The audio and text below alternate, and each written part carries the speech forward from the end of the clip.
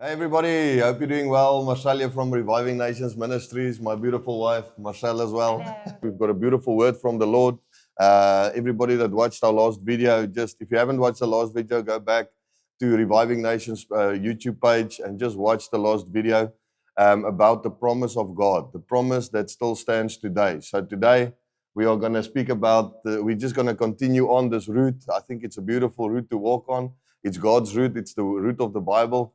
And we're excited to share this with you today, where we're just going to continue further because it's such a vast subject to speak about, the blessing of God, the blessing of Abraham, how you have been connected into that blessing, what that blessing means in your life, what it will do in your life when you actually believe what the word says. That's the key that we always say is you have to believe what the word says and then you have to do what the word says. So we just praise the Lord for you today. And we're just going to jump straight into We're it. going to pray first. Yeah, we're going to Quick pray. pray. Do you want to pray first? Sure. Great. Amen. Okay. Thank you, Lord, for your presence here this morning. Thank you, Father, that as we open up your word, it speaks truth into our lives. Father, our hearts are receptive to receive your word, Father. Yes, and we're excited to hear what your word says this morning. Thank you, Lord, that your word is a two-edged sword, Father, and that you reveal your word to us, Yes. Lord. In Jesus' name, amen. Thank you, Lord. And so we're just gonna we're jumping straight into part 2 of that message, and we're gonna just speak about the blessing of Abraham and how Jesus has connected you as you were once an unbeliever, you were a Gentile, just like we were Gentiles at one stage in our life. We were unsaved, we were not believers, we didn't accept Jesus Christ as our Lord and Savior. But now we have, or many years ago we have. But what we are talking about today, and this I want to encourage you with when you're listening to this message, is that we are talking about something that we have tested, that we are living in, that we have put to the test. The Bible says, the word says, you can put God to the test in the sense of keeping him at his promise. Don't test God in the wrong way, like Satan wanted Jesus to test God, and Jesus said no. I'm talking about, the Bible says, bring it into remembrance. Have conversations with God, have dialect with God. Say to him, Lord, but this is what the word says. And please show me what your word says over my life. And is it true for today? Does it still work? I mean, that's what when we speak to people, especially Christians, they don't really think this works today. They don't really believe that the blessing of Abraham is on their life, because what they're experiencing and what their emotions and their experience in life with regards to finances, material things, blessing, protection, healing, deliverances, everything. They because they haven't seen it in their life, they now think it's not the truth or it's not existing anymore. But I want to tell you today, I want to give you good news. Remember, the gospel of Jesus Christ is good news. We want to give you good news today that the word of God the Bible says the word of God stands forever. The grass withers and the flower fades, but the word of our God stands forever. You cannot change anything about the word. You cannot change anything about God's blessing on your life. But what you can do is you cannot believe in it, and then you shouldn't be surprised if you don't see it. Because if it's all about faith in God. The Bible says in Hebrews 11:6, it says, without faith, it is impossible to please God. Listen to how strong that is. Without faith, it is impossible to please God. Now, I made up my mind, me and my wife, that we want to please God. We have faith in God. We believe in God. We believe in His promises. That's why we're doing crusades. We just had a crusade in Beaufort West where God it just went so extremely well. We saw close to 800 people giving their lives to Jesus over 3 days. It was an absolute amazing blessing. But you know what? We wouldn't have been able to do that if we didn't have faith in God, that He would supply for what we had to do there, if we didn't have obedience in the Word of God and doing what God has told us to do. That's the other key thing that we're going to talk about today, is obedience. The blessing, the blessing of Abraham. So let's jump into the Word. I want to read, or my wife's going to read for us out of Deuteronomy 8, and this is now Moses that's speaking this, but there's a trial from Abraham. So what we're going to do today, we're going to connect dots for you. Because that's the question that we get so much is how does this work? How do I, as a Christian, get involved with this? How do I see the results in my life? Because we can tell you all these great things, but how? How? That's always been my question. But how? I listen to it, I hear it, and I believe in it. But how do I access these things? What do I need to do to access the blessing of God on my life. And remember, you can be one of those that say, yeah, but God doesn't have to bless me. He can do whatever He wants. You have to get that nonsense thinking, that poor mentality thinking out of your life. Otherwise, you'll never see it. You have to get to a point where you say, enough is enough. I'm going to take God at His word. I'm going to take His promises at His word. I'm going to believe what God says in His word about me, my life, my family, and I'm going to do whatever it takes. Whatever the word says, I'm going to do it. And I'm going to put the word to the test and say, Lord, I believe that this is for me. I want to see it. And then I can assure you that if you do that, my wife is a testament to this, that it will come to pass in your life. If you have faith, if you have patience, if you have a little bit of grit, I love that word, Endurance. grit. Endurance. Produces And character. you can hold on to the promises, great promises of God. Remember, He's the great God of time. He decides how, what, where, and when. But what He does do and what He does say is if you obey Him, if you believe in His word, you will see it come to pass in your life. So I'm going to read a physical explanation of what this looks like in your life and what happened to Israel and how God spoke to them when they were in the desert and what the blessing of God can do in your life today. So I'm going to ask my beautiful wife here to start reading for us out of Deuteronomy 8 from verse 1. I just want to add something, if I can add. Yeah, of course. I think it's so important to remember is it starts with picking up your own cross and following Jesus. So it starts with that obedience step, right? That's always where it starts, because everyone goes, but how do I start this? And it goes, listen, it's really gonna, in the end, you're gonna have to pick up your cross. It's not gonna, it's never just necessarily a walk in the park, right? The road is narrow that we're walking on, but it means making that conscious choice. Okay, Lord, I will pick up my cross and I will follow you, whatever that cost is, and walking out into obedience. So we're going to read into that now. But when Abraham was called to move, he had to pick up everything and move to wherever the Lord said, to the land which I will show you. He didn't know beforehand necessarily where he was going. So it was that step of obedience.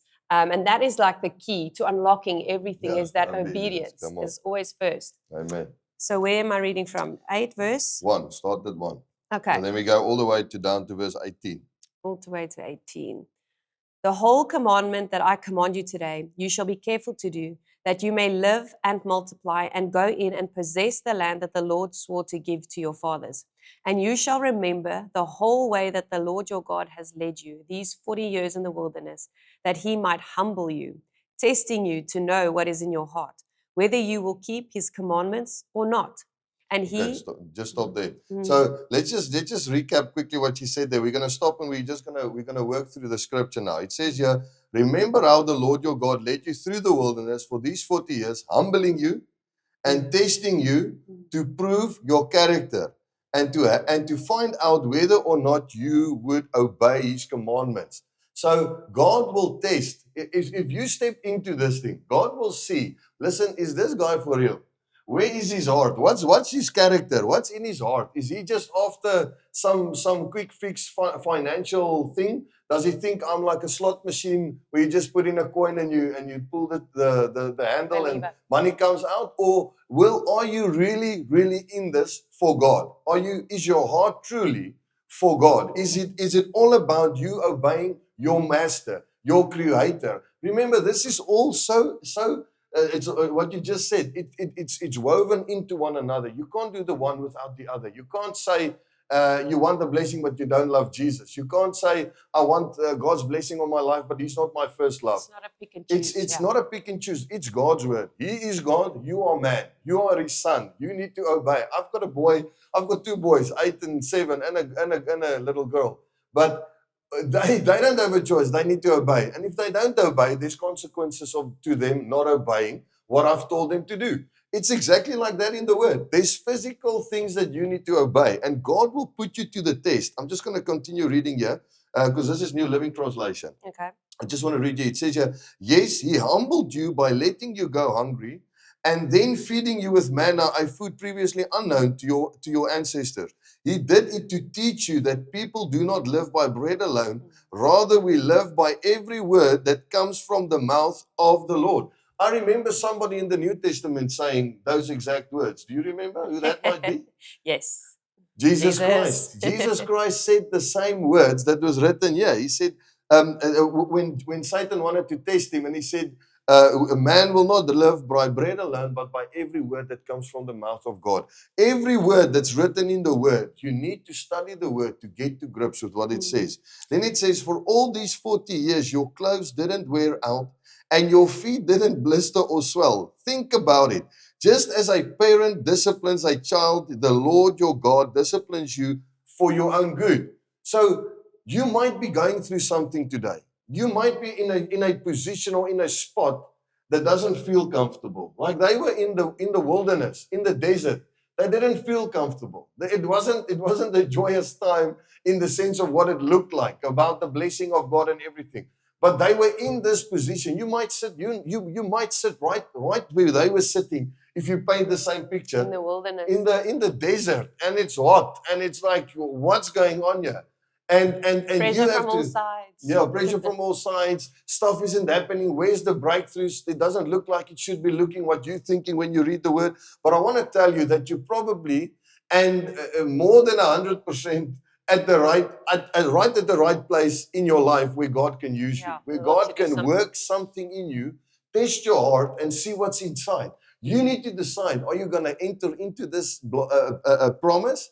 Are you going to enter into this place where God has for you, or are you going to resist what God wants to do? Because that's where many people miss it. They get into a tough spot. They resist what God wants to do. They try and get another quick fix, and then they just stuck for longer. And then they think, this doesn't work. This is not for today. This was for the Israelites in the desert. I just want to add to that. I feel like if you take the Israelites as they moved into the wilderness season and into this desert season, it was also to get rid of the idols and everything that took place in Egypt, right? Because they were confronted with the way the Egyptians were doing things and all these idols and all these things. And the Lord was essentially setting them apart and getting rid of the old way of thinking, the old way, the Egyptians' way of thinking, the Egyptians' way of doing things, the idols that they were used to. So they were confronted with these things, and now they moved into a place where it seems like it's scarce, it's dry, but it was a pruning that was taking place as well. So while the Lord was testing their hearts in that season, he was removing this old way, right, of thinking and what they were used to. So he was showing himself as this true God compared to the gods that they knew in Egypt. And I feel like that's so important to remember in your journey as well, is what is the Lord pruning and what does he need to get rid of? What type of maybe a perception or mentality is he trying to push aside and say, listen, just leave that in Egypt. You're not there anymore. I'm taking you into a new way. But for you to enter into the promised land, we need to deal with a few things. We need to get rid of this old way of thinking. We need to get rid of maybe the idols that you've allowed to enter into your heart, that you need to lay down before the Lord. And to enter into that place and say, Lord, reveal the idols of my heart to me. Show it to me so that I can lay it down so that we can enter into the promised land. And it's amazing what it says here. It says, their clothes didn't wear out and their feet didn't blister or swell for 40 years. I mean, just imagine that. What does your clothes look like after 5 years? What does your shoes look like after 5 years if you're wearing them every day? 40 years. I mean, it's the supernatural power of sustainability in God, where he will sustain you, whatever your situation is at the moment. Then it says here, so obey the commands of the Lord your God and walk in his ways and fearing him. For the Lord your God is bringing you into a good land. So there's a process. You have to go through this process. He's bringing you into a good land, a land flowing streams and pools of water with fountains and springs that gush out in the valleys and hills. It is a land of wheat and barley, of grapevines, fig trees, and pomegranates, of olive oil and honey. It is a land where your food is plentiful and nothing is lacking. Just imagine that, nothing is lacking. I mean, people don't. It sounds like when you read where they are, and then when you read where God is taking them, it sounds like a dream. It sounds like, how is this even possible? But I want to tell you today that this is the word of God. It is true. God has a great place for you in mind. He's got a life for you full of promise, full of blessing, full of greatness. If you dare to believe and take him at his word. Then it says here, this is a land where food is plentiful and nothing is lacking. It is a land where iron is as common as stone and copper in abundance in the hills, When you have eaten your full, be sure to praise the Lord your God for the good he has given you. That's something that we've seen so many times, is that you go through this tough thing. You stay obedient. You stay on the word. You stay on what God says to you. Now it starts going well. Then all of a sudden you start forgetting, listen, where I've been, what God had to take me through to get me to this place. And then you go back, because he says here, when you have eaten your full, be sure to praise the Lord. But that is the time to be careful. Beware that in your plenty you do not forget the Lord your God and disobey his commandments, regulations, and decrees that I am giving you today. For when you have become full and prosperous and have built fine homes to live in, when your flock and herds have become very large and your silver and gold have multiplied along with everything else, be careful. Do not become proud at this time and forget the Lord your God, who rescued you from slavery in the land of Egypt. Do not forget that he led you through the great and terrifying wilderness with its poisonous snakes and scorpions, where it was so hot and dry. He gave you water from the rock. He fed you with manna in the wilderness and food unknown to your ancestors. He did this to humble you and test you for your own good. He did it also. He did all this so you would never say to yourself, I have achieved this wealth with my own strength and my own energy. So it is so important, before we read that final scripture, that God will take you through things to teach you something, so that when it goes well with you, you will stick with God. Many times people make that mistake. Yeah. Just backs your faith, backs what you've been through. Yeah, amen. And many times God starts blessing people because they've been testing. They've been tested now. They've gone through this thing. Now all of a sudden they're living in the blessing. They're seeing, hey, listen, this is actually true. And now they get comfortable. They pray less. They read less Bible. I mean, I've been there. I made the same mistakes. We've made the same mistakes. But you have to make it up in your mind that the reason why you're doing this is not because of this. It's because of God.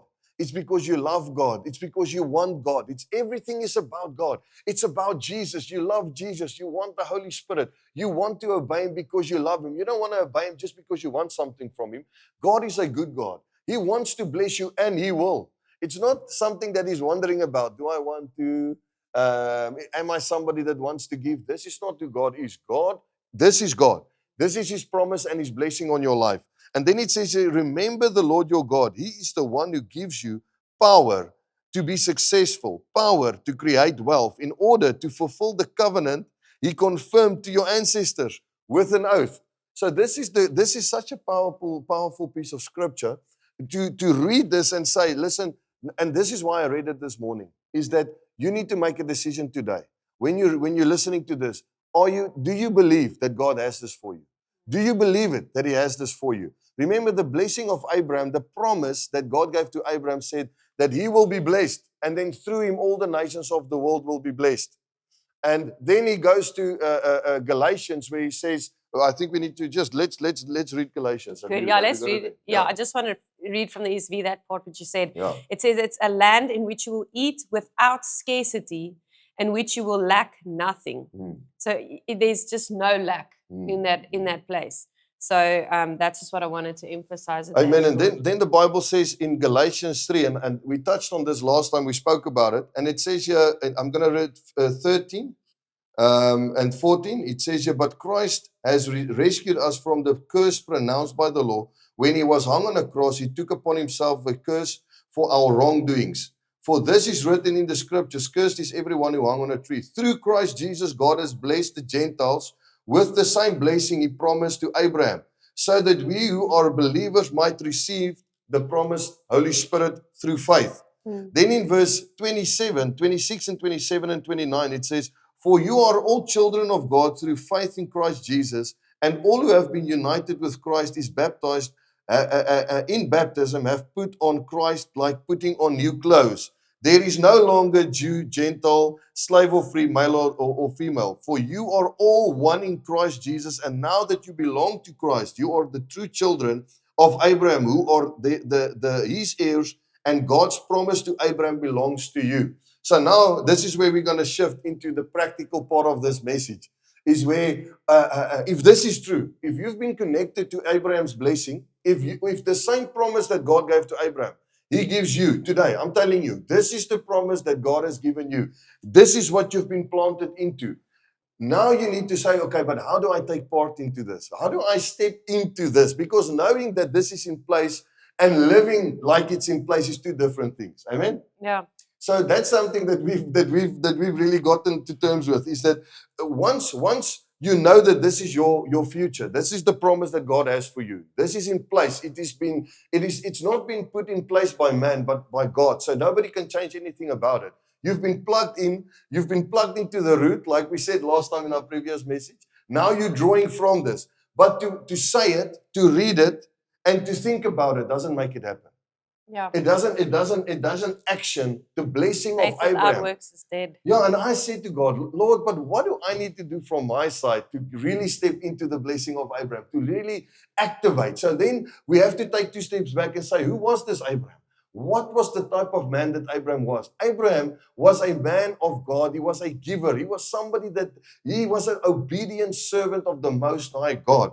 I want to give you this. I just want to go through a few points here, but it says here, the way that Abraham lived. Abraham was somebody. He was the first guy that gave a tithe to God. He was, and God blessed him for it. He was the first one that said, nobody ever told Abraham, listen, you need to give God a tithe of the spoils from war. He just said, I love God. I'm doing this for God. It was a condition of the heart. Then the other thing is, Abraham was a generous guy. You remember when Abraham and Lot stood there and God said, you can decide. And he said to Lot, no, you can decide first which part of the land you want to take. And he gave Lot the best part. Abraham was focused on God. He was a generous man. When God required his son from him, he just said, God, I obey. I will offer my son for you. I mean, this is the type of man that Abraham was. Abraham was somebody that really believed that God spoke to him, that God existed, and that God is true. And that's something that you need to decide today. Is God really true for you? Do you really believe that God has got this in mind for you? And then you need to say, okay, but what do I need to do to connect into this? And I want to tell you just a few testimonies about how you connect into the blessing of Abraham. If you want to live in that blessing, you have to do the same things that the guy did that was living in the blessing. I mean, that's kind of simple. If I want to be successful, I need to hang around people that's successful. I need to learn from people that's successful. So now, whatever they do in business, whatever they do in ministry, I need to apply the same things. Then I'll see results. Yeah. Whatever the Bible says I need to do, I need to start doing that. Then I'll see the results. It's actually so simple, but we make it difficult because we're full of nonsense when it comes to all this stuff in the word, and people are just after money. And you need to make a decision, clear decision today. Are you believing God for the blessing of Abraham? Are you believing God for his blessing on your life materially? Do you believe God for his protection? Do you believe him for his provision? Do you believe him for opportunities in your life? What is it that you believe in God for? We made up our minds. We believe in God for everything. Whatever the word says, we're going after it. It might take us time. This is not a quick fix. The Bible isn't you snap your fingers and then everything happens. You have to really dig your heels in. You have to study the word and then live what the Bible teaches you. It says here, the other thing I wanted to talk about was in Galatians 3:9, where it says, those who are of faith are blessed with believing Abraham, with believing the same thing that Abraham, how he believed. It really activates the whole blessing of God on your life. When you start pulling all these things into line, you have to pull everything that the Bible says into line, and then you start stepping into the blessing by your giving, by activating, by saying, Lord, I want to be obedient. What is it that God is speaking to you about? What is he asking you with regards to obedience? What is it that he wants from you what he wants you to do that you kind of stuck with, where you're saying, I don't really want to do that. I can't get myself to do this. I can't get that's something that happened to us many times. We've been in so many situations where we had to say, Lord, are you really asking this of us? Is this something that you want us to do or that you need us to do? And then we had to make a decision. Are we going to step into it or are we not going to step into it? And every single time it's cost us everything. But I said to the Lord, how does my life and what I do really access and live out the blessing that you have promised Abraham and that you have promised me? Because the blessing says through me, the nations of the world will be blessed. So what does it look like in our life? Where did we come from? When nobody was blessed through our life. But today we can look back, and many people are blessed through our life. It's not where we want to be, but we are heading in the right direction. We are en route for more people to be blessed. That's why we're doing the crusades. That's why we're giving everything we can, and we're obedient to God. We say, Lord, what is it that you want us to do? And we step into that. Remember, if Abraham tithed, you need to tithe. If Abraham gave, you need to give. It's nothing to do with the law. It's nothing to do with any other covenant. It's got to do with what did Abraham do? What was his lifestyle? It's honoring the Lord. He was honestly, honoring with the your Lord. life. Yeah. It's saying this is my life, Lord. I give it back to you. And this is whatever you want to do. I want to be a part of that. And I enter into the covenant with the Lord. And it's just proving, like, in stepping out in faith and saying, Lord, I believe that you will look after me. You know, that we're going into the tithe right now. I'm not sure if we're going into we're that talking right now. speaking about giving. Yeah, Giving. How do I access this? Because Yeah. it's something that you believe. God will test you in obedience. You have to be obedient to the word. If the word teaches you to give, there's so many places in the Bible, in the New Testament, where Jesus speaks about generosity, who God is, who He is. It's more blessed to give than to receive. There's this way for us as Christians to step into the promise of God, and it is by your obedience, by your giving, by your sacrifice. It's all about. But the main thing is obedience. If God requires something for you, just say yes. Just step into it. I mean, we've got a few. I want to share 2 testimonies quickly. About 2 years ago, God has challenged us to sow a vehicle. We sowed that vehicle. About 3-4 months later, 5 months later, we got awarded a huge project, and it's impossible for this to happen without us. You have to connect the dots in your life where you say, Lord, just like Abraham gave, I'm going to give and I'm going to see the result. Remember, you trust Him. What is giving? You're saying, God, I trust you more than I trust money. I trust you more. I believe in your promise. I believe in the promise of Abraham. What is the activation? What does this promise look like that God gave to Abraham? It looks like you are blessed. Now you are a blessing. So there has to be a flow through my life to be able to see the blessing of God on my life, to be able to step into the blessing of Abraham, because God said He will bless him. And then He will bless, through you, He will bless others. So you have to get to a point where you're saying, okay, what does that look like? Let's get practical. That was one of the situations for us. Then I spoke to one of the people that partners with our ministry and gives into our ministry. I spoke to him the other day. He said to me, they're on a farm, they farmers. He said to me the other day, once he was praying, he had a number that he wanted to give. Then he said to his wife, what do you feel? His wife's, they got to the exact same number. I mean, that's just God that can do that. They got to the same amount. Then they even asked the children, go and pray. And whatever you feel, we're going to give into this crusade, our recent crusade that we did. He said to me, his exact own words was, on the farm it was going difficult. They were trusting the God for, they were trusting the Lord for rain. It didn't rain, and there was just a lot of stuff that wasn't working. Then God challenged them to sow the seed. Immediately after they sowed the seed, his words was, everything just started to flow. Yeah. Everything just started to flow. Doors, yeah. This is the great thing. It's not just about God wanting your money. It's about God wanting to bring His blessing to your life. So if you are stingy, it's opening your hands up Yes. to receive from the Lord and saying, Lord, we are willing to let it flow out so that we can receive. It's a continuous flow. it's a flow. If God can't bring it to you, He can't bring it through you. He can't let it flow through you. So I want to encourage you today that just like that, when you step into the blessing of God, when you step into first off, you read the word. You obey what the word says. Then you say, God, what is it that you want me to do? And you step into obedience with what God wants you to do. Then you start doing exactly that. You start giving just like Abraham gave. You start sowing a seed into fruitful ground. You start Amen. sowing seed. Look for fruitful ground and give there. And then you start moving and stepping into the great promises. I mean, this sounds like stuff that somebody's making up a Yeah, story. sounds This like is practical things. This is what me and my wife has gone to this so many times. The day we decided about 7 years ago that we are going to believe God at His word. We're going to take God at His word. We're going to believe the blessing, the same promise that God gave to Abraham, He has given to us. that we as a couple, as a marriage, as a covenant here are going to believe in what God said. Once you step into that, you make it up. You have to make your mind up. This thing, you can't do one foot in the promise and the other foot. You're here with all the other people wondering that, is this really? Is it? God is not after your money. God is after your heart. I want to make that Everything very is clear His today. anyway. Like, what is Yeah. it? Why? Yeah. And remember, it's that thing of you're not giving unto the person, you're giving unto the Lord. I think that's where people also get stuck on. They're like, but I'm giving to this person. And we've said so many times when we've been challenged to give, Mhm. it's like you're not giving to the person. Stop looking at the person, but you're giving where the Lord has told you to give. And is it fruitful ground? Don't look at the person, the physical person, but you hear with your heart from the Lord. You're giving unto the Lord. It is a sacrifice unto the Lord. And once again, it's that thing, like you were saying, it's not that the Lord physically needs our money. He created Come the on. universe. It is honoring the Lord with our It finances is not him and putting wanting him your in the right money, place. it's him wanting to get wants your more heart. to you. Yes.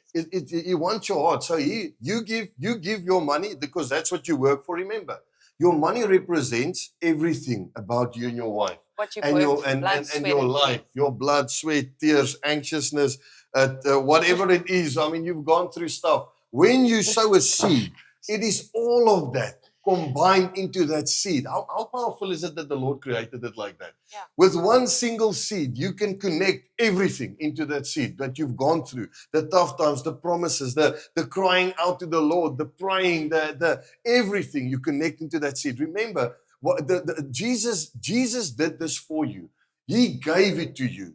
This is when you accept Jesus Christ as your Lord and Savior. He connects you into the promise of Abraham. He gives it to you. But there's a difference from you getting it and walking in it. For you to walk in it, you have to activate it practically. And this is now the two sides of this testimony and the two sides of what we are reading. You are a blessing, and through you other peoples will be blessed. So we have been on this side where we have given, and it has come back. I mean, you can't even explain how God works and how great He is and how awesome He wants to bless you. But then you've got this other testimony that we just shared, where somebody else is now also reading this, and they're saying, but we also want to take a part in this. We also believe the word of God. We're going to pray. They step into it, and then they give a seed, and then boom, the same thing happens on their life. And I mean, that is the beauty of how this works. God wants to bring more to your life, but it's going to take you. It requires of you to step into it first. The word requires you to step into the blessing. So I want to read this to you. So positionally, in the spirit, the blessing of Abraham is already yours.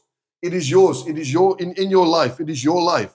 Favor, increase, protection, divine provision, inheritance, multiplication, God's hand on your household. You didn't earn it. Jesus gave it. That's the best. That's the best. Jesus gave this to you. You grafted in. Now it's yours. Yeah, and you just have to And get now we rid say of. thanks, Yeah, Lord. you just Thank have to get rid of all the excuses because people make so many excuses. No, they're after my money. They're doing this. That. Just get rid of all the nonsense, all the excuses, all the noise.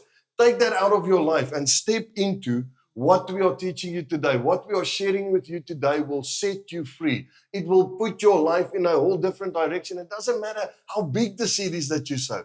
It doesn't matter what level you're at. God will meet you right at the level where you are. And He will require this of you. He will challenge you, just like Elijah said to the widower, make me bread first. And then she said, but we only have a little bit of bread and a little bit of oil. We're going to make this. Me and my kids, we're going to eat, then we're going to die. That's how many people where you are. You might be there. And then he said to her, make me bread first. I mean, God will, people say, no, but God will never, He will do that. He will require everything off of you. I mean, just this morning in my quiet time, I said to the Lord, there's nothing that we own that you cannot require from us. There's nothing that we have that you cannot ask it from us, and we will not give it to you. It might be difficult at first, where we say, I mean, it couldn't have been easy for Abraham to say, I'm just going to give my son. I'm going to kill my son. I'm going to sacrifice him to God. I mean, that is an intense thing to do. God will require something for you. He might require something of you today. You'll speak to your heart, and then you'll be like, what? Will God really take that from me? And often it's a thing that has your heart. The Lord was this testing. This is a key. Listen now. The Lord was testing Abraham not because He wanted him to actually sacrifice Isaac. It was the fact that Isaac was this promised son. So God was testing, does Isaac have your heart, or do I still have your heart? And that's what the thing is, like that it will always be that confrontation of what is competing and fighting for your heart. And that is what it's all about. It's whether it's something physical that you give, or your money or your finances, like we said, your blood, sweat, and tears. But it's competing for your heart. The world is competing for your heart. And the Lord is come on. saying, listen, am I on the throne of Come your heart, on. or is the world on the throne Come of on. your heart? And are you willing to lay that down? And that's a continual thing, right? It's not a once-off. Like you go through that, you pass a test, you're like, yes, I did it, Lord, I was obedient. And then the next time comes and you go, oh Lord, did you just not see that which just happened 2 months ago? It's a continual thing. But it's making us more like Christ. It's getting rid of ourselves. It's getting rid of our selfishness. It's pruning our character, and it's producing wonderful fruit in our lives. And to be in that place, we say, the Lord, everything is yours in any way. Thank you, Jesus. Yeah. So, and I just want to read this. Giving aligns you with the faith of Abraham. This is so powerful. Remember, this is all obedience and faith, believing God.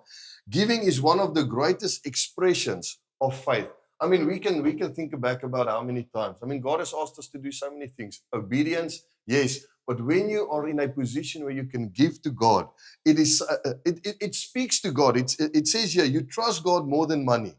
You release control. Yeah, you honor God first. You act on the word. You show your part of God. You show you are part of God's covenant. You prove your heart is like Abraham's heart. This is why giving pulls you into the Abrahamic rhythm. I really like that. I just wanted to read that. It pulls you into that rhythm. What do you need to do? If you want to see the blessing of Abraham, do what he did. Honor God like he did. Obey God like he did. That's why from Abraham to Jesus, from the beginning, Genesis, all the way to the end, God connects these dots because it's so important for us, because the Bible says we are the seed of Abraham. We have the faith of Abraham. We are connected to the blessing of Abraham. He is the father of our faith. I mean, this is so powerful. This will deliver you and set you free. It will take your life to a whole new level. You will be able to live a life of freedom, saying money doesn't control you anymore. You trust God. Remember, God is the only one in your life that wants you to be blessed more than yourself. More than what you want you to be blessed, more than what other people want you to be blessed. There's somebody, his name is God. He's got a son, his name is Jesus Christ, who died on the cross for you to get you saved, but then to plug you in. And that somebody wants you to be blessed more than anybody else in this whole world. Because he wants to work through you, he wants to show you that his covenant with you is alive. His promise for your life is alive. And he wants to walk this journey out with you. Just like we've seen it practically unfold. And I mean, we've got many testimonies about this. We'll keep you busy for hours on one of these videos just with testimonies. And then we've got so many testimonies of other people also experiencing the same thing when they're stepping into this. So I want to really bless you today with this word. This is straight out of our hearts, but this is straight out of the word of God. Remember this, that you have now been plugged in to a great, great blessing, a blessing that God wants you, not just materially blessed, but He wants to protect you. He wants to bless you financially, materially. He wants to bring opportunities over your life. He wants to heal you. He wants you to live a healthy life. There's so much fullness, prosperity. That word means every sphere of life is going well. I'm not connecting a specific number to it, but you know when it goes well and when it doesn't go well.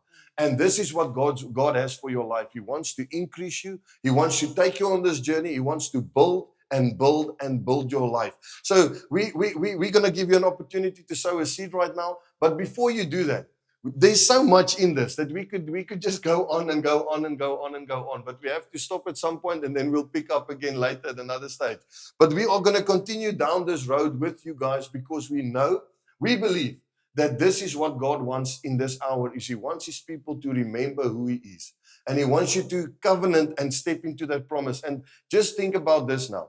There's a reason why giving and financial blessing is so under attack by the devil. Is because he wants you in poverty. That's where the devil wants you. Oh, yeah. That's where the liar and the deceiver wants you. And so you're now stuck. you're listening to this message today, and you're like, no, maybe not. You listen to this, prosperity. All that foul voices of the devil and demons. Just quiet those voices and make the noise, quiet the noise in the name of Jesus, and read the word and believe the word. We're going to give you an opportunity to sow a seed, and I want you to really pray about it. The Bible says only do what God tells you to do. It's like the miracle where Jesus turned the water into wine. His mother said to the disciples, No, not his wife. not his wife, his mother said to the disciples, only do what Jesus tells you to do. So we want to give you an opportunity to sow a seed. We're going to pray with you now today that you will partner with us, that you will partner with this ministry. This is fruitful ground. Like we just told you that testimony.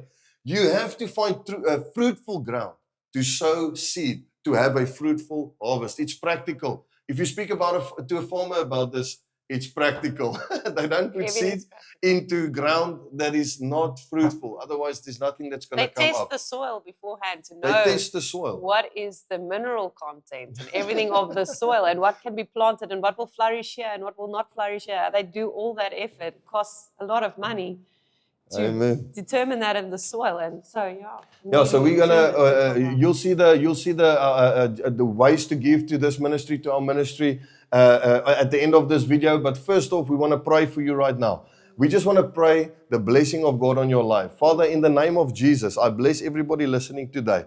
I bless their understanding, Lord, and I pray for the spirit of revelation to come upon your people, Lord, so that they will not be stuck anymore. They will not be bound anymore, Lord, that you will set them free, deliver them, Lord. And as I'm praying, Lord, there's people that's really trusting you for a breakthrough, financially, Lord. I pray that you will meet the people's need, but more than meeting the need, that there will be no lack, that through them you will start helping other people, Lord, that they will not have needs anymore, but that they will meet the needs of a dying world. They will meet the needs of people around them, Lord. So we pray your richest blessing upon the people listening to this, and we just love you, Lord. And we pray, Lord, that you will protect your people, be with them, in the mighty name of Jesus Christ. Amen. We love you. We appreciate you. We appreciate all of you that's already giving into our ministry and partnering with us. And we really pray God's blessing on your life. Believe what the word says and do what it says. Amen. We hope you were truly blessed by this message we just shared. Look at the caption below for more details. Like and subscribe and click that notification bell to follow us for some more great content. And remember, God's blessing still stands today for you.